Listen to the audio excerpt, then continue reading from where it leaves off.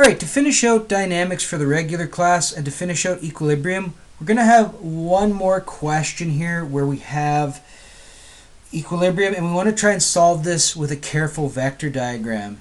Now, this time the right angle might not be as obvious here, but actually it's there. And let's look at this. So we have these two angles of 30 degrees and 60 degrees. So we know in a triangle the total angles, or the sum of the angles, is going to be 180 degrees. Well, 30 and if these two the angles here are 30 and 60, that means I only have 90 degrees left to play with. What that's telling me automatically is that this is a right angle here. Because I have a right angle in my question, I can use that trick again. So this one's a little bit more subtle, a little bit more sly. So the angle between T1 and T2, that's going to be 90 degrees. Or we could say T1 and T2 are perpendicular to one another. So really crafty on their part. So let's draw a free body diagram for this. So again, we have T1 here. So we'll kind of sketch it doing its thing this way here. So there's T1. I don't have to write Ft for tension. Sometimes we just write T. That's perfectly fine. Not a problem with that. And then I got my my T2 rather. And then I'm going to have a big Fg. It's going to be hard to draw this appropriately to scale, but we'll do our best. So this is kind of what I have going on here.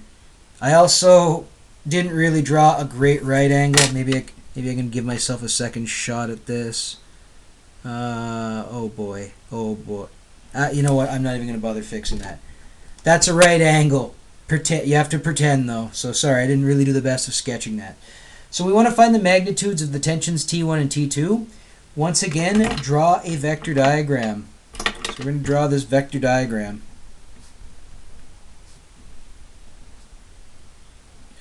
Now, what we want to probably do for this, we know T2 and T1 make right angles to one another, so we should probably draw them first. So I'm actually going to draw T2 first just to get it out of the way. So I'm going to have this lovely T2 here. So there's my vector T2.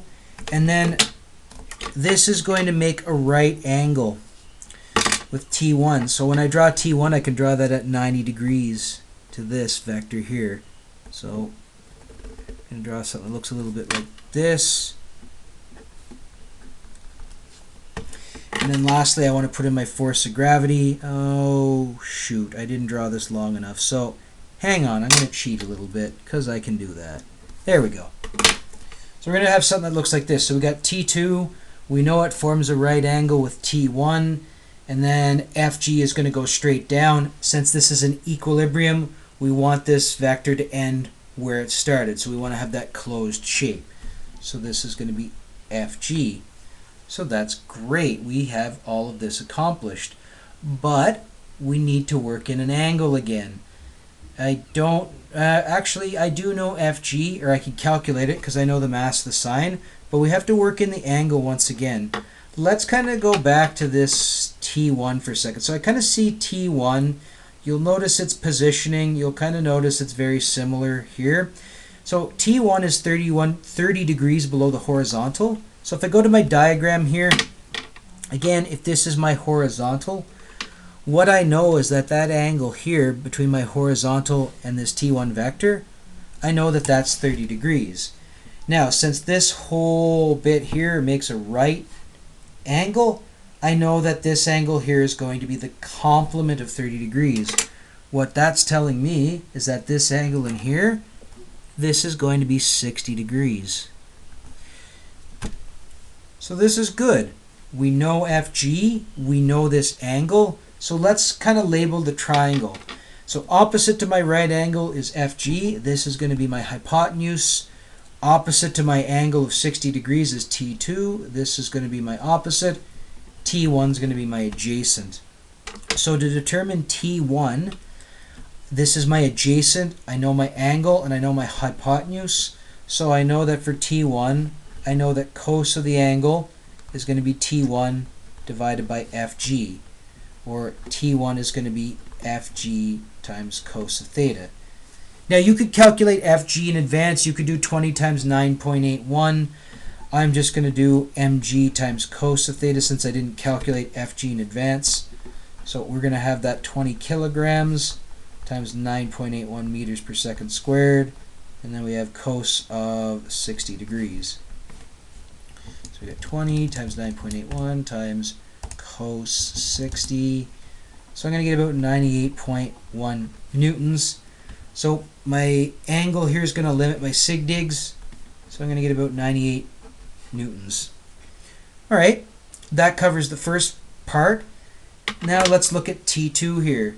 So T2 is going to be my opposite.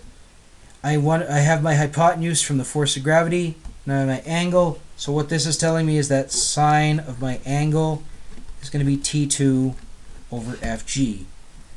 Or T2 is going to be FG times sine of the angle. Or once again, we could do mg times sine of theta. We have our 20 kilograms. We have our 9.81 meters per second squared. We have our sine of 60 degrees this time. Sorry, it's a little messy. Sometimes these pens don't write very neatly. And it doesn't help that my writing is also not that good. So we're going to get about 170 newtons. But sig digs, this 60 degrees is limiting us. So we're going to have to write this with two significant digits. So we're going to do 1.7 times 10 squared newtons. Or you could say 0.17 kilonewtons if you so please. So wrapping this up, we could say T1 is 98 newtons. T2 is about 1.7 times 10 squared newtons, or 0.17 kilonewtons, however you wish to write it. So that pretty much covers the equilibrium problems. The ones we've done are a bit of a special case just because we can get a right angle in there, and that allows us to use SOHCAHTOA. The next video I have it's for my IBs because they have to know it. If you're in a regular physics class, I would still recommend watching it just so you can see the formal method on how we actually tackle these if we don't have a right angle. But for my regs, that's the end of dynamics. Congrats for finishing. Good job.